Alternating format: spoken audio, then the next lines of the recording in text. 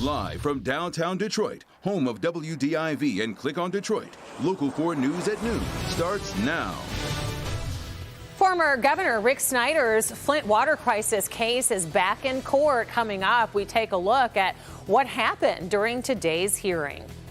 But first, Wayne County is now vaccinating seniors against the coronavirus. What you need to know if you are hoping to get an appointment. And that does top our news this noon. Vaccine clinics for seniors are open in Wayne County by appointment only. We have also posted the phone numbers and locations of all the cities that are offering these vaccinations on clickondetroit.com. Meantime, let's check in with Sean Lay, who has a look at how the vaccination process is going. Sean? Great to see you this afternoon, Rhonda. We're here in Highland Park. This is what we have been waiting for. Seniors, 65 and older, getting their first doses here in Highland Park. This particular clinic handling Highland Park and Hamtramck. You have to be a resident of Highland Park or Hamtramck and sign up. This one filled up very fast. 500 to 600 people will come through today and tomorrow, but they're hoping as more doses come in, they will certainly have more clinic. Now, this is a big week for Wayne County, jumping in finally, getting shots in arms of seniors. So we're here in Highland Park. Then Melvindale's coming up next. Canton, Plymouth next. Inkster after that, and then the city of Wayne. We're hearing from so many of you about what about Livonia? What about my area?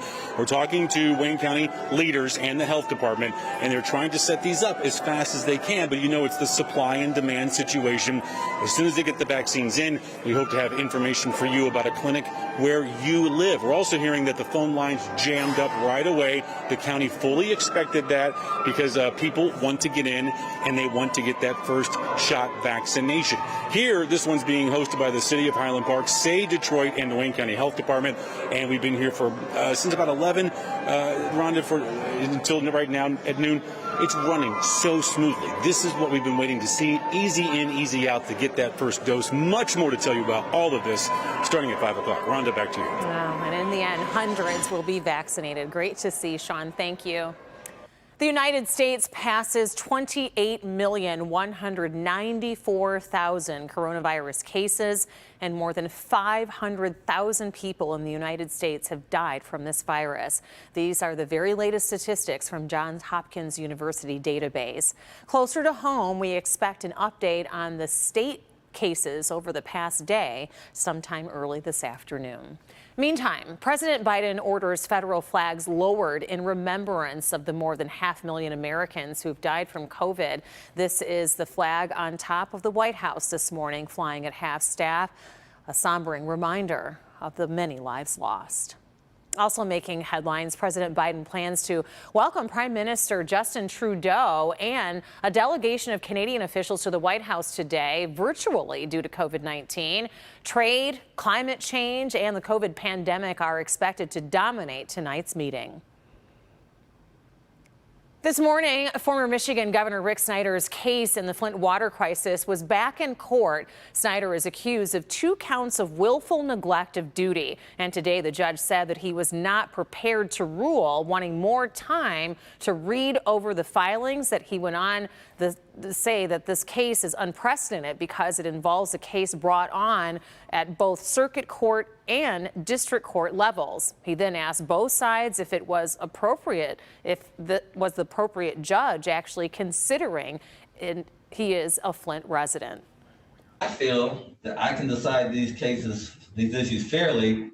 It still does not erase the fact that others may think that because of potential undue pressure of this unique circumstance, that my ruling on the actions, findings, and conclusions of a circuit court judge who is, in the scheme of things, a superior judge to me, that some might think that that's an appearance of bias. Certainly a lot to consider here. Both sides will be discussing the matter further next week, and Snyder's legal team could file any motions to disqualify the judge by Monday morning. Right now, 4 key Capitol security figures are expected to face tough questions from senators about how the highly secure facility was breached during that January 6th deadly insurrection. 3 of the officials testifying resigned over their role in the response: Stephen Sund, Michael Stender, and Paul Irving. The hearing is expected to focus on why officials were not better prepared for the attack and why it took so long to quell the mob. Here is what Stephen Sun, former chief of the Capitol Police, had to say. I have been in policing for almost 30 years. The events I witnessed on January 6th was the worst attack on law enforcement and our democracy that I have seen in my entire career. I witnessed insurgents beating police officers with fists, pipes, sticks, bats, metal barricades, and flagpoles. These criminals came prepared for war.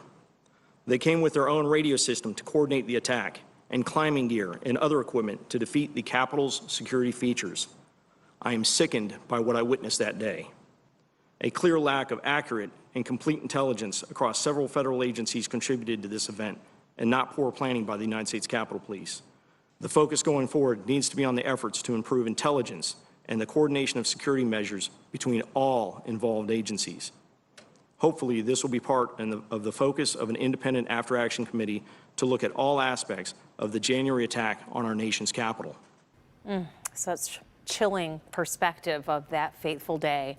Also during the hearing, an official voiced his concerns about the slow deployment of the National Guard. Take a listen.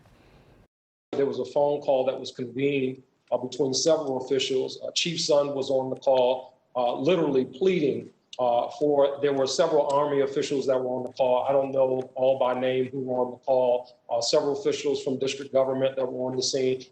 Chief Sun was pleading for the deployment of the National Guard. And in response to that, there was not an immediate yes. And in my response to that was simply, I was just stunned. You can listen in. This hearing is on clickondetroit.com. Also, we will keep you updated on testimony in later editions of Local 4 News. Meantime, Michigan Senator Gary Peters, the chairman of Homeland Security and Governmental Affairs, one of the two committees holding the hearing, spoke about the objective of the hearings. We just have to make sure that this never, ever happens again. And in order to make sure that occurs, we have to get answers to a lot of questions. This is a real threat. We have to address it with the seriousness that it deserves. Also, at the beginning of the hearing, Senator Peters mentioned that warning signs of political violence were already coming to light months before the attack on the nation's capital with regards to the plot to kidnap Michigan Governor Gretchen Whitmer.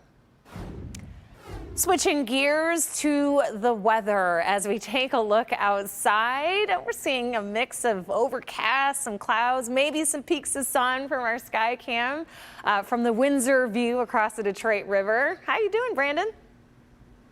Well, we have a different view to show you that adds a little perspective, a little more sunshine, and boy, will that help. Get outside, try to soak some of this up.